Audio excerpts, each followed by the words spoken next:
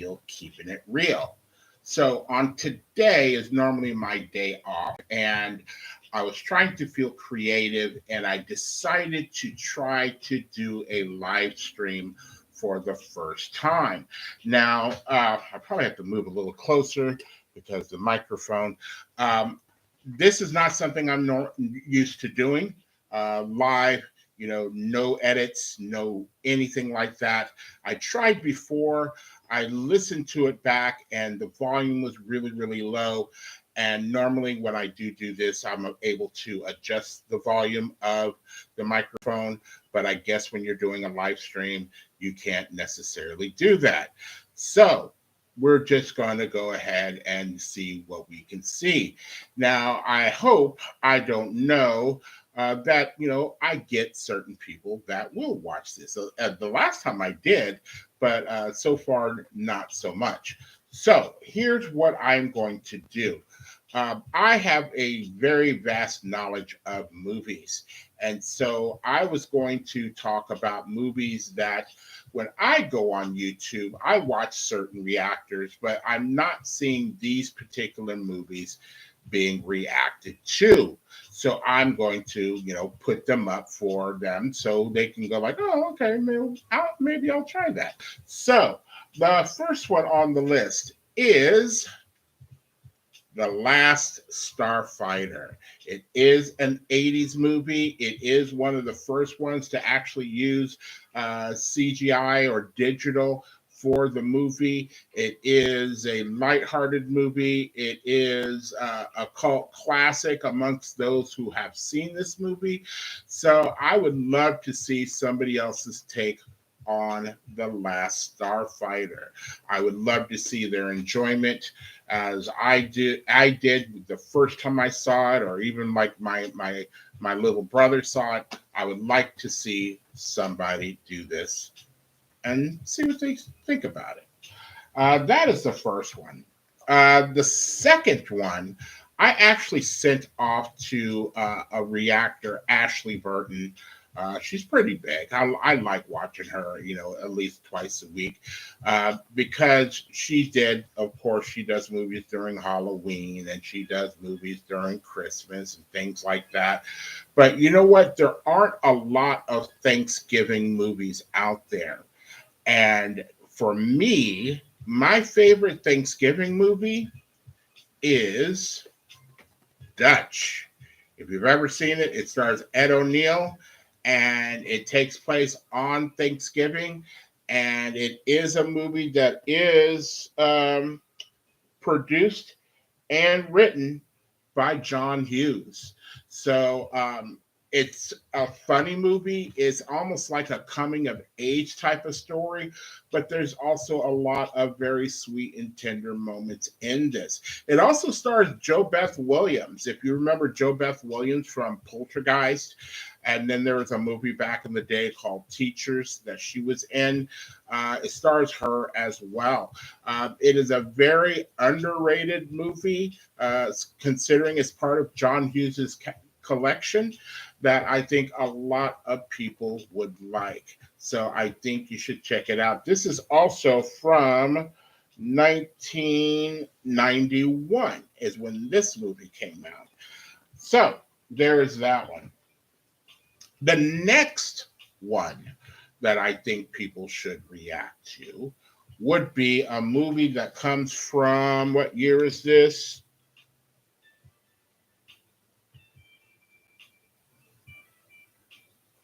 1991 as well. Ooh, okay. So we got a bunch of 1991 movies. And this movie stars Joe Pesci. Now, we are not talking My Cousin Vinny. No, I wouldn't do My Cousin Vinny. I mean, I love My Cousin Vinny. It's a classic. Got Marissa Tomei her Academy Award. It's got, the guy who used to play Edward, Mr. Munster on the Munsters as the judge. It's got a lot of characters in that movie, and it's a classic. But one that is forgotten by Joe Pesci is The Super. It plays Joe Pesci as, maybe there's another way of showing that. The Super, there we go. It shows Joe Pesci as a kind of like a slumlord. You know what? As the more I think about it, this might be a little Trumpian because he plays a character whose father has a lot of money and he gives him these places to be a landlord to and collect the rent and do everything like that. And he's very much a slumlord. You know, somebody says like, "Hey, my refrigerator is broke," and he's like, "It wasn't broke when you moved in." So things of that nature, and it gets, there are a lot of funny parts in this movie, a lot of funny parts, and Joe Pesci is just hilarious. But it is something you should check out. The Super. Now, I think we're going back to the 80s, and this is 1986. And the movie is Iron Eagle. It stars Lou Gossett Jr. and the other guy is Jason Jedrick. And it also has a lot of people that I would know, but you would not know. Um, it's basically and appealed to me because I was a military brat. Let me see. Slow mode is on. Chat away. Is there anybody out there? Anybody watching me? I see that one person is watching me, but I don't see anybody chatting. Um, that's kind of like the whole purpose of this is to see who's watching this and who wants to say anything about any of these movies that I've done so far. Um, Top chat participants. Put some timestamps on there. Pop out chats maybe. Nope, nothing. Restore chat. All right, well, I'll go ahead. I'm sure it looks like three people may be watching this. I don't know. So the next one is a hidden classic, and it's a hidden classic in the fact that it stars so many people that were pretty much big, if not still big now, but definitely were big back in the day. And this movie comes from, where's the date on this sucker? I might actually have to take it out of the case.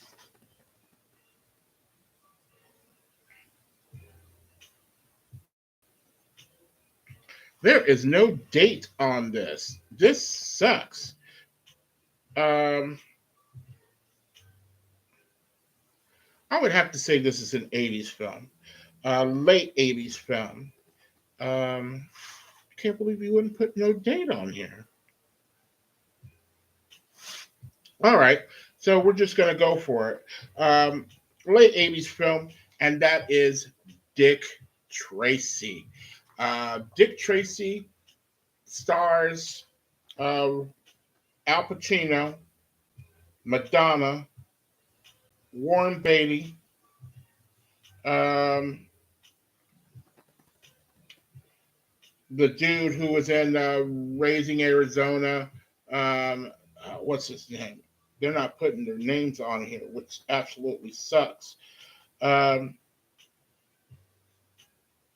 and the little kid that was in Hook, the little redheaded kid that was in Hook.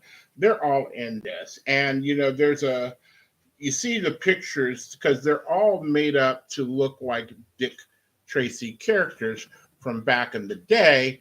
So you can see Al Pacino uh, as he looks in the movie. It's a very underrated movie, directed by Warren Beatty, produced by Warren Beatty, but the music is by Danny Elfman. You know, Danny Elfman normally does Tim Burton movies, but he got a hold of him to do Dick Tracy.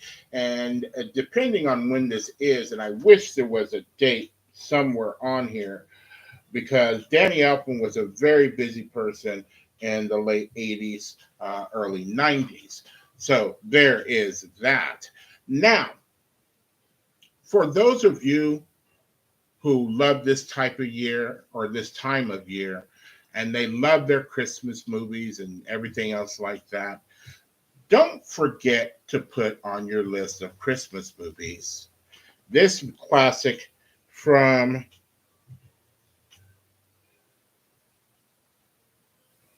why is everybody afraid to put the year this came out?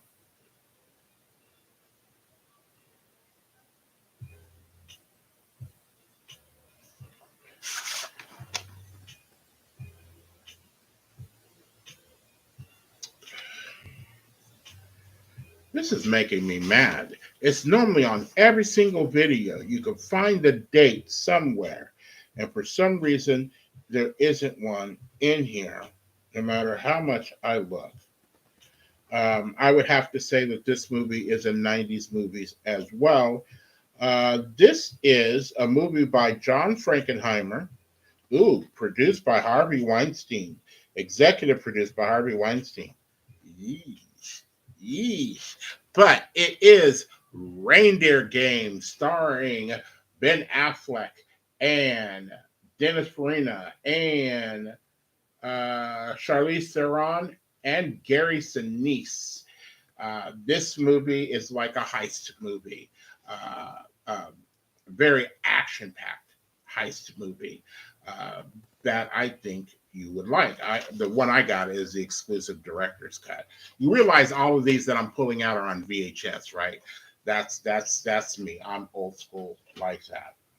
Now, for ones that like a drama, and I love a good drama. Now, there are certain dramas that came out that I was a little too young to kind of understand, but I still watched it nonetheless because, when you had one television in the household, not like everybody now that has a television in each and every room, when you have one television in the household, you watch whatever your parents are watching if they're in the same room.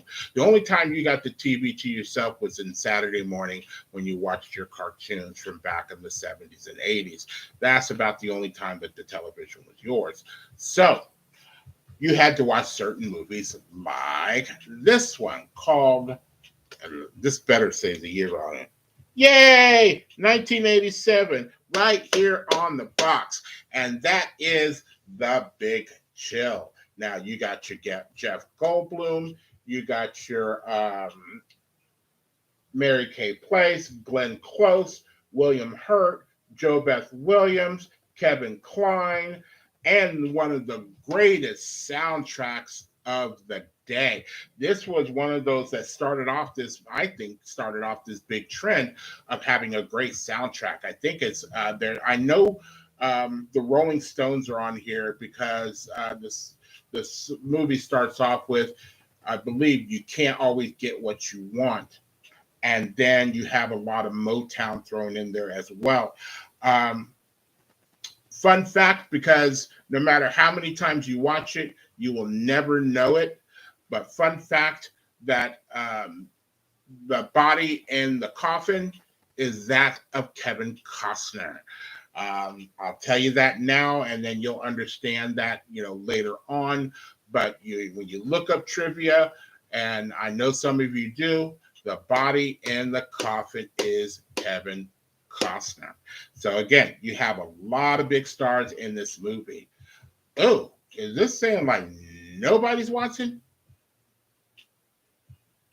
Yeah, fuck it. So the next one that I will say that is a drama. It is from 1983, and that is Silkwood. Meryl Streep and Cher and Kurt Russell. I mean, you got Kurt Russell, Cher, and Glenn Close.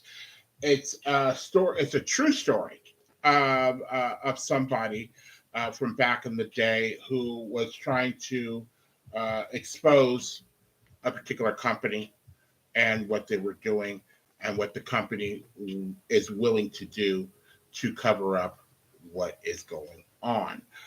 That is Silkwood. It is a great movie. Don't forget your tissues for that one. Now, this one, the last two are a little bit on the funny side. This one is from 1984, and it is the ever loving classic Johnny Dangerfield. Johnny Dangerously. My apologies. I'm thinking of Rodney Dangerfield, but Johnny Dangerously, which stars Michael Keaton, Joe Piscopo, and Danny DeVito, and who's the chick? The chick is Mary Lou Henner, Peter Boyle, Dom DeLuise, Griffin Dunn. All of them are in this movie, and it is hilarious. It is one of the things that actually I think uh, put Michael Keaton on the map as far as like, oh God, this guy really is funny. He did a movie called it wasn't called After Hours, it was called Night Shift. He did a movie called Night Shift, um, which I think was Henry Winkler and Michael Keaton, and it was very funny. And then there was Mr. Mom. I think this is before Mr. Mom, but it's a parody type of thing, and it's very well done. I would almost put it along the lines of something that maybe Mel Brooks would do, Johnny Dangerously. But it is very, very funny. I have quoted this movie a lot throughout my life. So the last one on the list